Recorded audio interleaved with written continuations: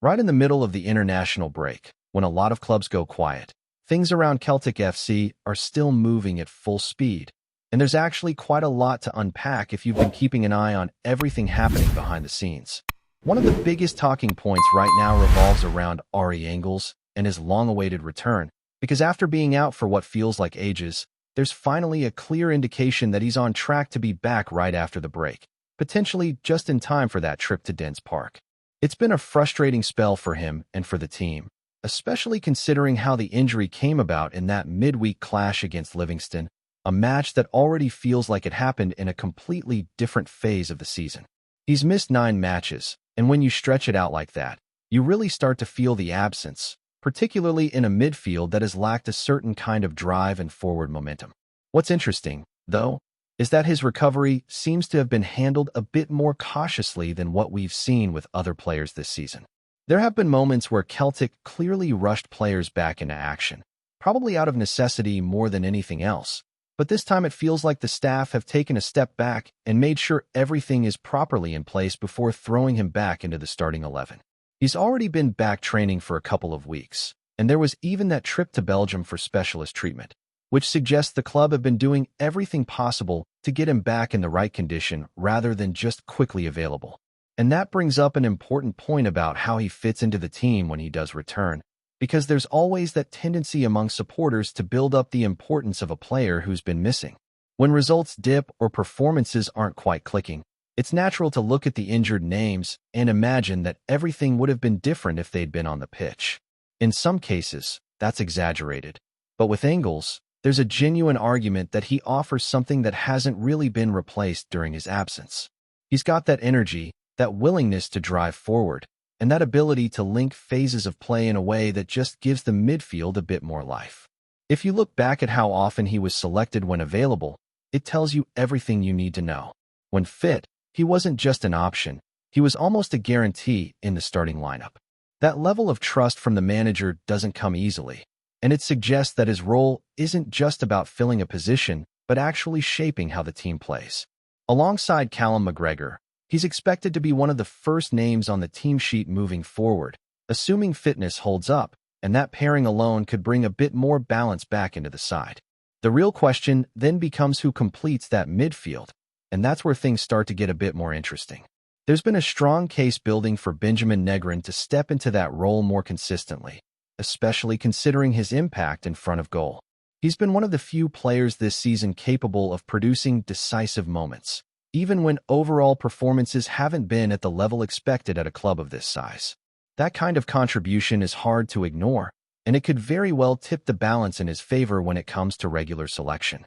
At the same time, there's still that lingering debate about consistency, because while the goals have been there, the overall displays haven't always matched that output. It's one of those situations where numbers tell part of the story, but not the whole thing. And inside the club there will be an expectation that he can raise his all-around game, not just his finishing. Playing for a club like Celtic brings a certain pressure, and it's not just about moments. It's about maintaining a level across 90 minutes, week in, week out. What adds another layer to this is hearing players speak while they're away on international duty, because the tone often shifts slightly when they're talking to media back home. There's usually a bit more honesty, a bit less of the guarded responses you might expect in club interviews. And that's exactly what we've seen from Negron while representing Sweden. He's acknowledged both the positive interactions with supporters and the frustration that comes when expectations aren't met, which is something every player at Celtic has to come to terms with sooner or later. That awareness is important because it shows he understands the environment he's in. This isn't a club where being average is acceptable, and even a mixed season can feel like a disappointment when the standard is to compete for every title available. From his perspective, there's a recognition that things haven't fully clicked, both collectively and individually, and that there's still a lot more to give. And with crucial international fixtures coming up, including a pathway that could lead to the World Cup, there's an opportunity for him to build momentum and bring that confidence back into club football once the break is over. Meanwhile, across the squad, players are scattered all over the map, dealing with their own international commitments, some facing massive games with real consequences, others simply using the time to stay sharp and connected with their national setups. It creates a strange dynamic where the club pauses, but the intensity doesn't really drop, and in some cases, it actually ramps up even more depending on what's at stake. While some players are chasing crucial qualification matches, others are dealing with very different challenges, and that contrast really highlights the unpredictable nature of this period. One of the most notable situations right now involves Kasper Schmeichel, who has just undergone surgery and is now facing a long and demanding recovery process. He shared a brief update after the procedure, confirming that everything went well, but also making it clear that this is only the beginning of a much longer journey back to full fitness. There's still another operation ahead, and that alone tells you how serious the situation is. For a player with his experience and presence, being sidelined like this is never straightforward, especially when you consider how important leadership can be in moments where performances on the pitch haven't been entirely convincing. Even when not playing, figures like Schmeichel often carry influence within the dressing room, and losing that, even temporarily, can have an impact that goes beyond what you see during 90 minutes. The focus now shifts completely to recovery, and the hope will be that he can come through both procedures without complications and eventually return ready to contribute again. Back on the international stage, there's a real sense that several Celtic players are stepping into matches that could define their short-term futures. For Benjamin Negron and the Swedish national side, the stakes couldn't be much higher. They're right in the middle of a qualification pathway that could lead them to the World Cup, and every match carries enormous weight. A single result can change everything, and that kind of pressure often brings out either the very best or exposes the areas that still need improvement. Sweden's upcoming clash against Ukraine is one of those fixtures where there's no room for hesitation. It's being played on neutral ground, which adds another layer of unpredictability, and if they manage to get through, they'll be just one step away from securing a place on the biggest stage in international football. For Negron, this is more than just another match. It's a chance to prove that his contributions can extend beyond club level and into games where the margins are incredibly fine. A similar situation is unfolding for Liam Scales, although his circumstances are slightly different. Suspension rules him out of the immediate fixture, which is always frustrating for any player, especially in matches of this magnitude. Watching from the sidelines when everything is on the line is never easy, but there remains a possibility that he could return for a decisive game if his national side progresses. That potential second chance can often be enough motivation to stay fully engaged, even when not directly involved on the pitch. Elsewhere, there's a mix of long-haul travel and relatively comfortable schedules among the squad, and that contrast is almost surreal when you look at it closely. Alistair Johnston is making the trip to Canada, not necessarily to feature in matches, but to remain part of the group, keep his fitness levels in check, and contribute to the atmosphere within the squad. That kind of role might not grab headlines, but it still matters, especially in a team environment where cohesion can be just as important as individual quality. On the other end of the spectrum, Daizen Maeda finds himself in a far more convenient situation, with international fixtures effectively coming to him rather than the other way around. Japan's schedule means he avoids the usual travel demands, which could leave him in a better physical condition compared to some of his teammates' once-club football resumes. It's a small detail, but during a packed season, those marginal gains can make a noticeable difference. There are also those slightly unusual fixtures that capture attention simply because of where they're being played. Yang Hyunjun is involved in one such scenario, with matches taking place in locations that don't immediately come to mind when you think of international football. These are the kinds of quirks that make this period so unique, where players can go from competing in intense domestic environments to stepping onto pitches in completely different settings, all within the space of a few days. And then there's the broader picture, where every one of these individual stories feeds back into what Celtic will look like once the break is over. Fitness levels, confidence, momentum, even fatigue, it all plays a role, and it's rarely predictable. Some players return sharper, riding the high of positive results, while others come back, carrying disappointment or physical knocks that need to be managed carefully. When you tie all of this together, the return of Engels starts to feel even more significant, not just because of his individual qualities, but because of the timing. Bringing him back into a squad that will be reshaped by everything that's happened during the international break could give the team a fresh dynamic right when it's needed most. And with key fixtures looming, there's a sense that the next stretch of matches will demand immediate cohesion. No settling in period, no gradual build-up, just instant impact from the very first whistle.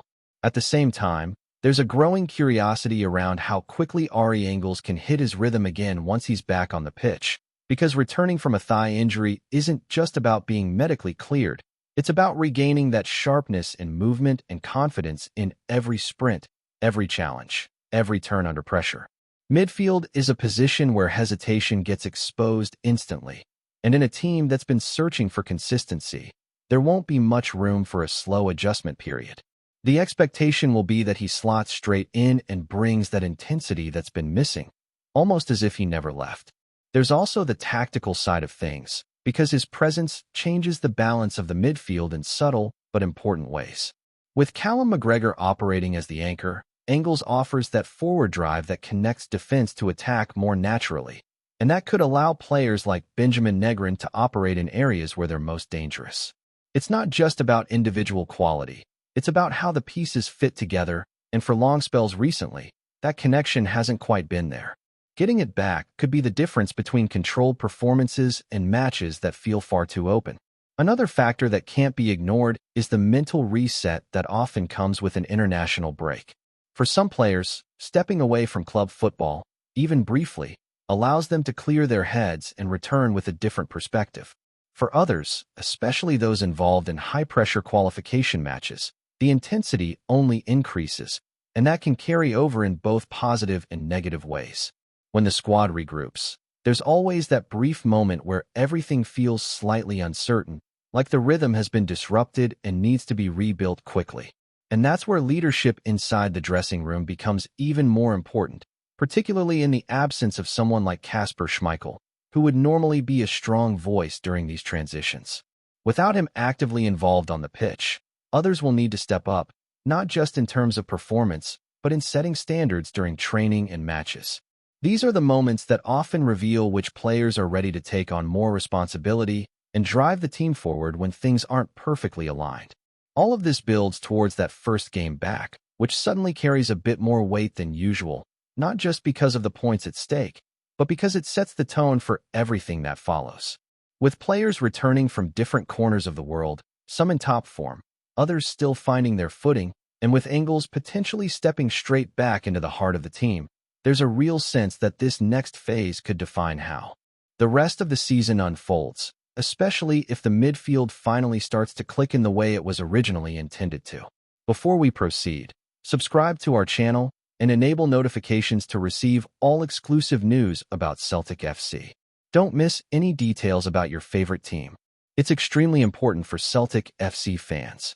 In the winding corridors of Celtic FC, where whispers tend to grow legs quicker than a winger on the break, a new name has begun to echo with increasing conviction.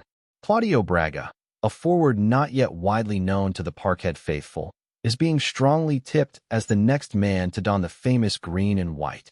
Sources close to the club suggest that discussions have moved beyond mere interest, with Braga's profile fitting the mold of a modern Celtic attacker, mobile, sharp in tight spaces, and carrying a certain unpredictability that defenders dread.